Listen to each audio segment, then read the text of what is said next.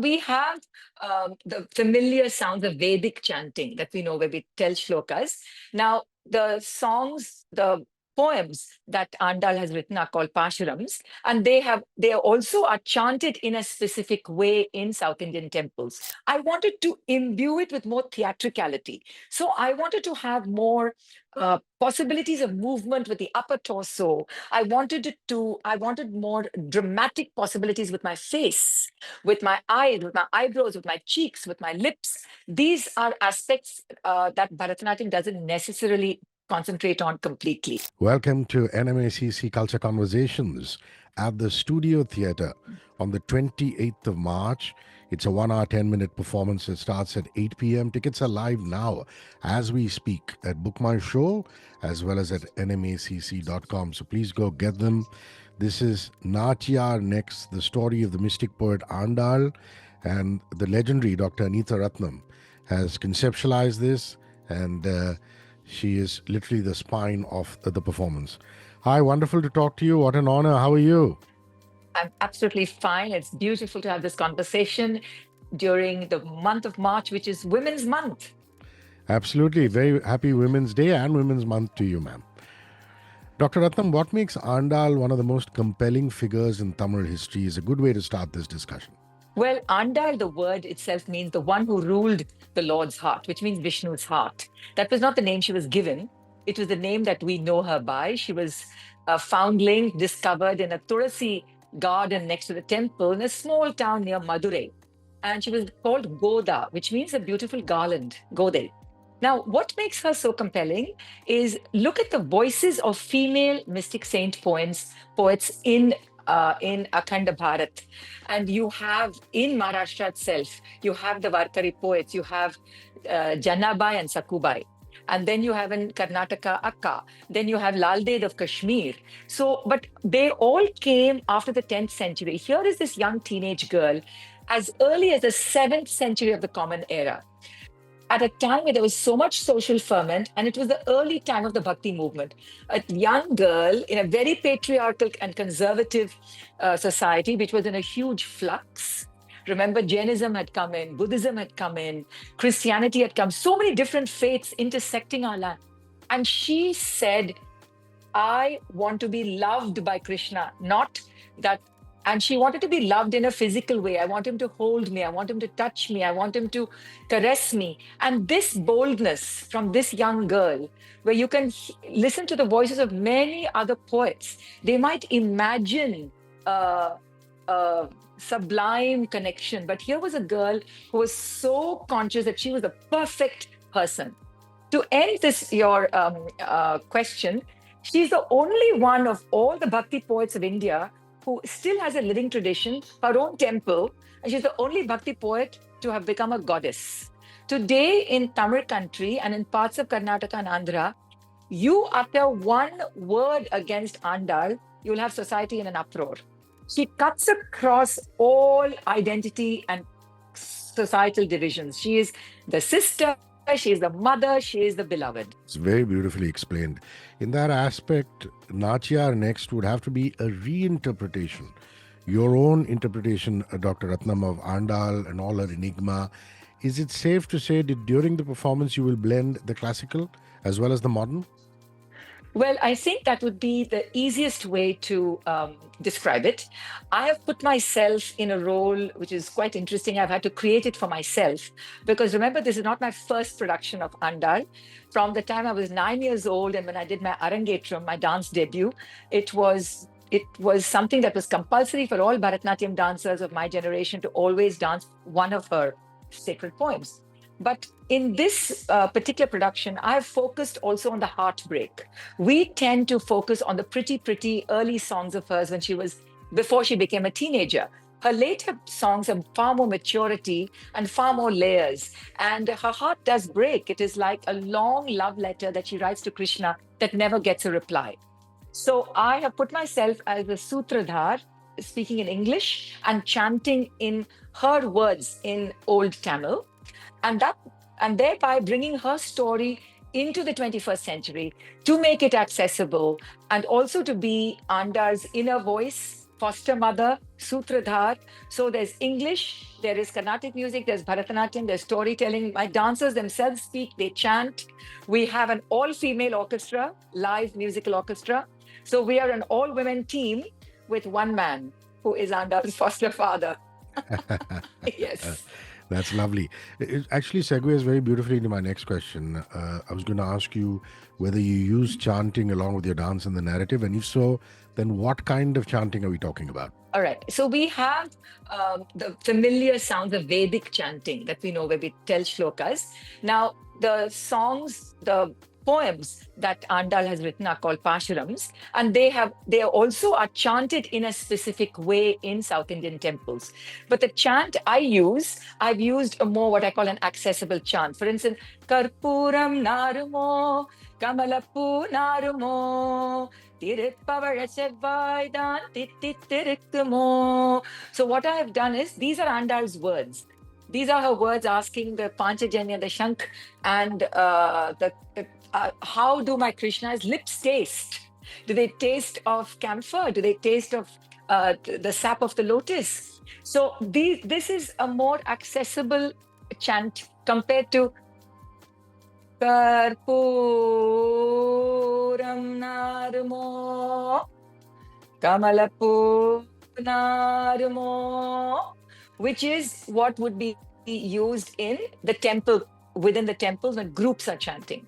This kind of chanting the intonation that I have used, and I use it a lot in many of my works, is a way of bringing the sounds of the old Tamil, Andal's words, and also landing it to the audience in something more familiar that they may have heard in the Sanskrit and religious shlokas, when many people who hear it in the morning or during the day.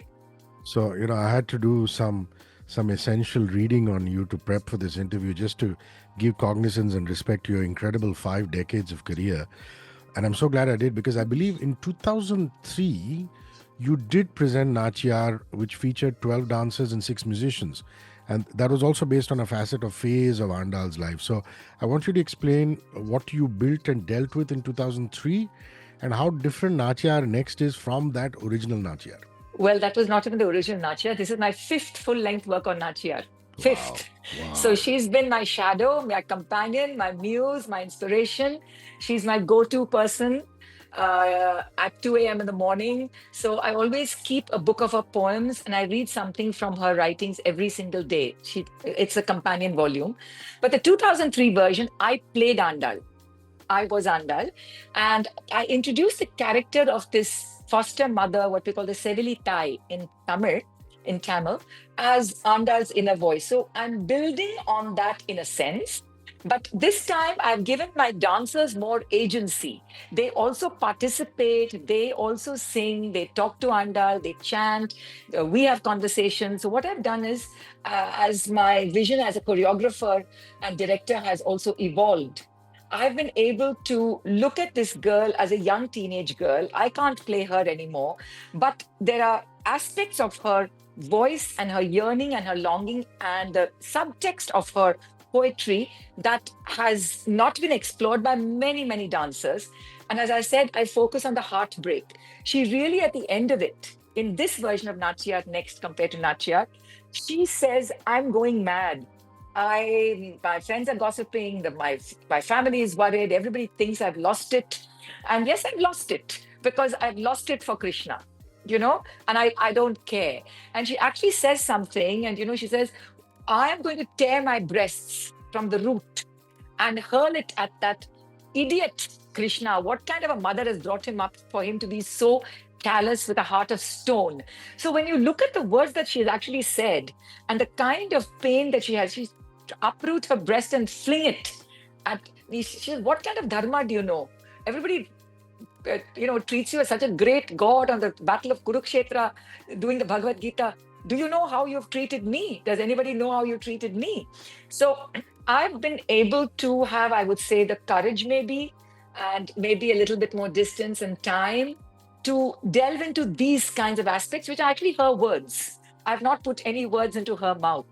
These are aspects that haven't been explored before. A woman's heartbreak, and also to look at the canvas of all these amazing women, poets, bhakti poets. And it's not just in the Hindu faith. We have them in the Christian faith, we have them in other faiths, of women who have had visions, women who have had epiphanies, and who have had the courage to brave society, to even walk out of homes, walk out of domesticity, to find that whatever that other purpose was, to be ridiculed by society, to be mocked, to be shamed, to be laughed at, and yet to be resolute and find the path. In Andal's case, she's supposed to have dissolved. She disappeared. She was finally taken, dressed as a bride in a palanquin to the sacred town of Srirangam, and she's supposed to have just disappeared. But that's legend. We don't know. We only have her words. And we have so many different interpretations of her and the miracles, real life miracles of those who have followed her or meditated on her. And that's a chapter for a whole new interview, the miracles of Andal. In your remarkable career, you've really taken Indian dance to another level. Tell us why you thought Bharatanatyam, Mohiniattam, and Kathakali could be fused together to create your own distinctive movement. It's Neo-Bharatham, as your fans know it. Mm-hmm. Well, they are all three South Indian classical performance styles. Kathakali is theatrical and Mohiniattam is more curved. Now, I've been trained in theatre. And Bharatanatyam as a form has its own formalism. It has its own architecture. It has its own geometry. But Bharatanatyam as a form is suggestive. You play certain roles and characters, human, natural, animal, but you suggest the character and you return to who you are. You suggest the character. I wanted to imbue it with more theatricality. So I wanted to have more possibilities of movement with the upper torso. I wanted more dramatic possibilities with my face, with my eyes, with my eyebrows, with my cheeks, with my lips. These are aspects that Bharatanatyam doesn't necessarily concentrate on completely. I wanted to become an actor performer and not just a dancer. So I trained consciously in these forms, but it took me a long time to try to bring it together as a style. I won't say it's a pedagogical style. It's a style that's developed on my body. So it's not like something I can teach, but I can teach the systems and the processes through which I have arrived at certain ways of performing. And if you have time, I'm going to tell you how I landed on the word Neo-Bharatham. Please do. Yeah. I walked out in 1998 watching Keanu Reeves in Matrix, the first Matrix. And his name was Neo. And he was a hacker. And he was an unethical hacker. So I said, you know what? This is it. Bharatam is the Tamil word for Bharatanatyam. I said, this is it. I'm going to hack from within the system. I'm going to be within the system and I'm going to make a way that you don't have to go outside the system to create your own path, to create your own signature style, to have your own voice. And so that was how Neo came in. It was because of Matrix and Keanu Reeves. And it was there in Pittsburgh of USA. I walk out of the theater with friends and said, I got it. So I had a name even before I had a style. So I think now, quite honestly, when I was first doing this in the 90s, people were saying, what is this? This is like Kathakali. This is not Bharatanatyam. But now when you look at the way Bharatanatyam dancers are moving, they are using so many theatrical elements, even with their bodies, their legs wide apart to, suggest sort of a more forceful character or a Durga or a Kali, and this is not what is taught in Bharatanatyam class. It's what the performers have, I think, just sort of absorbed. And I would say that by watching somebody as senior as me, maybe I've given courage to some of the younger generation to follow their path. Tell us about Narthaki.com. I believe it's your passion project. It's a digital archive of Indian dance. How did you go about building it and how do you continue going about building it? So Narthaki started as a phone book in 1992. Literally, it's a phone directory of dancers. It started in New York when I was a television producer, and somebody from an American television network, ABC News, they were going to India. They were going to cover the late Prime Minister Rajiv Gandhi's re-election campaign. And after political stories, they were going to do some soft stories. And they wanted to contact the great dancer Yamini Krishnamurti. And they didn't have her number. Neither the embassy nor the consulate, nobody in the government of India in the US had her phone number, one of our greatest dance artists. So it got me thinking. I, of course, put out a phone call, that it was the time of trunk calls. We didn't have cell phones yet. And called my Masi in Delhi. In 24 hours, there was a turnaround. She called me back with a phone number. And of course, I shared that with the ABC News team. But that got me thinking, is there no directory, no handbook of all the famous dancers, dance schools, gurus in India? So that got me collecting some data for the first edition of Narthaki, and then the second edition in 1997. And then, of course, we went online in 2000 because everything was changing so fast. Phone numbers were going from 5, 6, 7 digits, 8 digits. There was no point bringing out a physical book. So Narthaki.com is completing 25 years in April, online, the digital one. And I started it because I don't run a school. I'm not a guru. I don't have students. And I felt that dance has given me so many important aspects of balance and joy in my life. How do I give back? So it literally was for me, as you call it, a passion project. I started it by saying, here is a platform for Indian dance. I will put news, I'll put here are the contacts, here is this. And it just grew from there to have a small editorial team, to have all the greatest of dance writers have their bylines with us. And maybe it was, it was prescient. Maybe I didn't realize how hooked and addicted we would become to our digital devices. And but now, as the arts pages keep shrinking in what we call legacy media, I feel that Narthaki has become probably one of the only, or maybe the very few spaces who are willing to take article writing, posts from all kinds of dancers. If you send us something, of course, the editorial team will vet it. We'll put it on with photographs. We have social media complementary pages, but it's now become a very important archive because 25 years online. We were very early, and I continue to maintain it as a passion project. Because dance by itself, the ecosystem in India doesn't really pay for itself. It's always a subsidized activity. So the money I make from my other corporate events, speaking, special appearances, goes into Narthaki. I never thought of it as a business model. I haven't thought of it like that. And I don't think my mind is wired that way. So I'm more invested in how to encourage and cheer on the next generation, to help them find purpose, not lose heart if they get one bad review, how to not be part of the herd and the rat race, to try and, and to build collegiality amongst themselves. Because dance can be a notoriously isolating kind of profession. It seems collaborative, but dancers notoriously have to be almost selfish and self-centered and think about that reflection in the mirror all the time. But it's time now in a collaborative world for that mirror to be put down and for people to look around and say, we actually exist in an ecosystem where there are other creative people, and being in the zone doesn't mean only dancers can, even athletes can. So, True. You have to find that USP for yourself. Tell us about your trust, the Arangham Trust. I believe it's a cultural foundation. What are its objectives?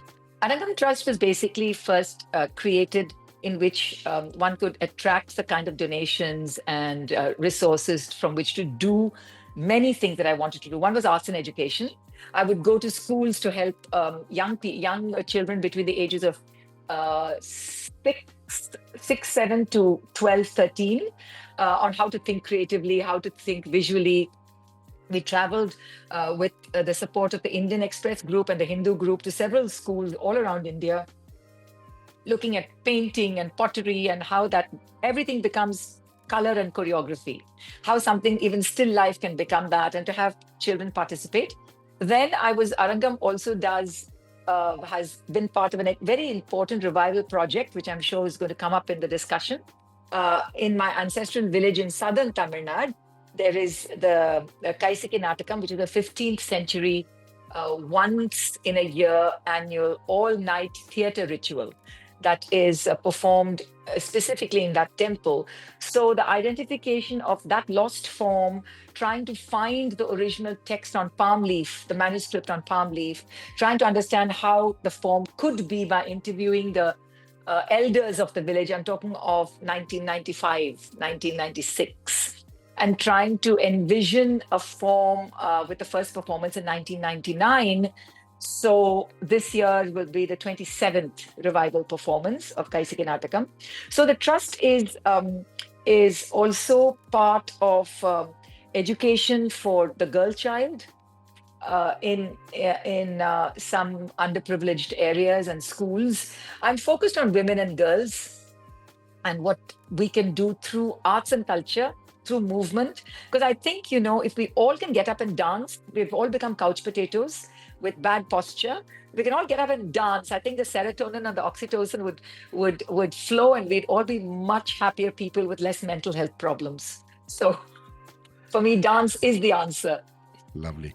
Yeah, yes, I'm glad you brought up Kaisiki Natakam because you're credited with reviving the ancient theatrical ritual form. And now, thanks to your great efforts, the form continues. A little more about what Kaisiki Natakam really is, please. Kaisiki Natakam is the Natak, which is the enactment, and Kaisiki is it's both a month. The Kartike is between mid-November to mid-December in that month. In that month, on the 4th day of the waxing moon, that is after Amavas, is that Ekadashi. So there is a very beautiful story of a devotee born from a lower section of society who has a beautiful voice and goes on that particular day and stands outside the temple and sings in a full-throated passion on his devotion to Vishnu, who in that area of India is known as Nambi, the one who we believe in, and Nambi means one who believes in us. So this devotee goes as per habit on that day, and on his journey, which is through a forest up a hill, he encounters a very fierce person like a Rakshas who says, "I'm going to eat you right now, I'm starving." So the devotee says, "You know what? I myself have been on an Ekadashi Vrat. I have been fasting for so many days. My body is skin and bone. What are you going to get? You won't relish anything. There's nothing of me that you'll relish. So allow me to go sing to Nambi Vishnu. I'm telling you, my blood will rush again. I will just be glowing. I give you my word. I'll come back. You eat me because I'm worthless. I just wait for this one day." There's a beautiful exchange where the Rakshasa said, "You think I'm a fool? I'll let you go and then you're coming back." So he gives 16 different examples of all the wrongs in society about greed, envy, sloth, lust. And he gives all these saying, "I will come back, I will come back." And finally, the Rakshas is completely convinced. He says, "Okay, I'm waiting for you right here. Go and come back." So the devotee goes, sings. On his way back, Lord Vishnu, Nambi himself, comes as an old man and says, "What an idiot you are. Don't go this way. There's a Rakshas there. Go this way." And he says, "No, I've given my word." Again, another 16 examples of why one should keep one's word, no matter what.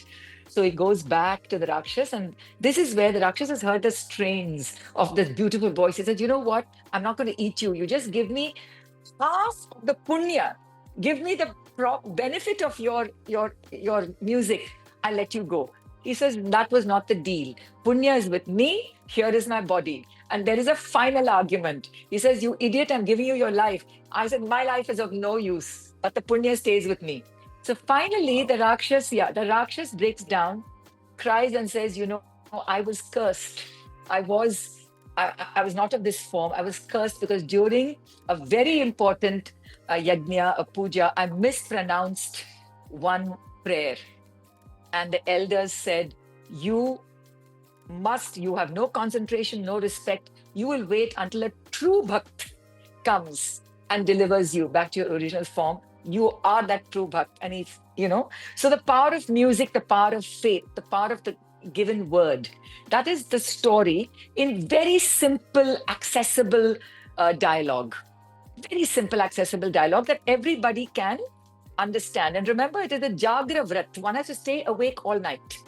So it's a beautiful way in which people can stay awake all night with this enactment of a dialogue, the great colorful Rakshas and this humble Nambadvan who just gains in strength and confidence throughout, and the Rakshas gets sort of diminished at the end. And it's a very lovely story, and everybody over the 27 years, they know the dialogue now, so they also repeat it. Varum Pillai Rakshasane, Varum Pillai Bhagavane. They're all saying, Umakkede, Amakkede Pillai. So it's really nice to see all these faces there in the crowd, jam-packed, and when I see that, all the work of trying to how to revive, what was the form, what was the costume, how do you train, how do you get a group of people on which to mount this reenactment, who are the experts one has to bring to oversee it. It's all been worth it. I'm I feel very privileged, actually, more than proud. Please talk about your training methodology. I believe, and it is very fascinating. I believe, people or dancers who want to collaborate with you are exposed to yoga, Tai Chi, moving in water, pushing underwater, feeling the weight and volume of water as well as air. These are truly unique methods. We'd like to know a little more. I've been watching many theater people, actually, and the way they train, physical theater people, notably Veena Pani Chawla in Auroville, Pondicherry. I met her first in Mumbai, where that was her original home before she relocated. And I was watching the way she trained with breath and the way she trained using a martial arts kind of technique, but also slowing things down. And the way in which the body would react underwater, half above water. She had a swimming pool with salt water. And we would do exercises during the day, and then she would throw us into the water and say, now do the same exercises now, and just see how differently the body is behaving. Go underwater and try to do it. Go with water just up to your knees, up to your ankles, up to your waist. So I realized water was this element that was both an audience and a collaborator for us. And I felt this was a great way to get my dancers, because dance in Indian dance, 80% is text and music. We need the text and music before we even begin to dance. We don't know how to move in silence. We are not taught that. We're not taught to move in silence. We respond only to the clack of a stick or the cymbals. So we need sound even to trigger the first movement. And I said, if I put all that away and use silence and breath, which is what yoga does, which is what Tai Chi does, and moving, and I would take them out into the garden, not inside dance class, to make them feel how insignificant they are when in comparison to a tree, for instance, a tall tree, how small they look, and how grass feels under their feet, and how silent walking in a very conscious way induces its own quietness, more important now than ever, because these dancers come from with so many distractions now with the gadget, and how it was so important to quieten them, do a lot of breath exercises, do a lot of silent counting exercises, water exercises, taking them to the beach, because I live in a coastal city like Mumbai, and getting them to think in so many different ways before actually starting the choreography itself. And this way I found, of course, with trial and error, they were able to pick up the choreography and the intention that I had very quickly. Now, what took several weeks or months in my early years of all this now takes a much shorter time. I'm able to bring new dancers in very quickly into that. And yes, it is a very different way to take out music, dance, rhythm, lyric, song, everything, and get the dancer to just be with the body in silence in space. Remarkable. My last question is about your performing space. You're performing at the NMACC Studio Theatre. It's an intimate space for cutting-edge performances. The Studio Theatre also features a tension wire grid, the first of its kind in India, which makes lighting rigging during production easier than ever. How important are spaces like this, Dr. Ratnam, for classical and semi-classical dance in theatre? They are crucial, they are vital, they're important. We need more. One of the things that when you talk about this kind of new rigging, lighting, this kind of equipment, we are not even taught how to deal with this. We've not been even given the ability to think of how to use this kind of equipment. Fortunately, I work with a tech team who works in large scale events and theater. And so the tech team will come, look at it and say, okay, I know what to do with it.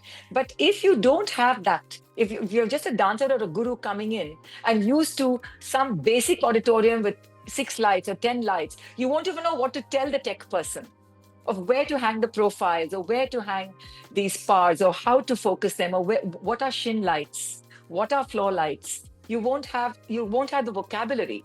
So and another thing that I really credit NMACC for is, for too long, the Indian performing arts has been living in a kind of a poverty mindset, always waiting for handouts, always waiting for donations, always waiting for some kind of modern day prince to take off the pearl necklace and throw it at us, and we sort of abjectly receive it to say thank you, thank you, thank you. I love the way that opulence, affluence, resources are celebrated for the arts, for the cause of the arts. To be able to, you step into not just the studio theatre, you step into the entire NMACC complex, and you realize that this is a vision that wants to put India on par with global spaces.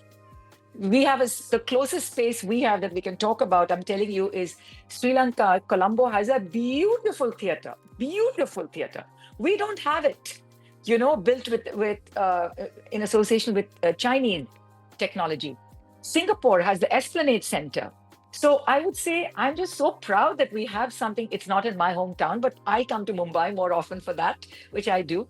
And I think that it's extremely important that it's not just the studio theatre, it's also the Cube, and that we have to now realize that there is a space, if we have a grander vision, a larger vision for classical and contemporary dance, that we could even occupy the grand theatre. But we've never been allowed to think so big. We've never been allowed to even have the ability to have large companies of 30, 40 dancers. We are so happy with our 5, 6, 7, 8 people. But the studio theatre is beautiful. I'm looking forward to the Bandra crowd. I've been so used to a South Bombay crowd. I think it's energized this part of this city. And I'm really hoping that people will connect with Nachiyar next. And I personally am very, very thrilled to bring the performance and the story of my favorite mystic poet to your city. Incredible. Nachiyar next, the story of mystic poet Andal, is at the Studio Theatre, NMACC, 28th of March. It starts at 8 p.m. Tickets are live now. And they're going out at Book My Show as well as at nmacc.com. I really appreciate your time, Dr. Ratnam. Thank you for your time and your patience and giving me this wonderful interview. Bye-bye. Thank you. Bye. Thank you. 94.3 Radio 1.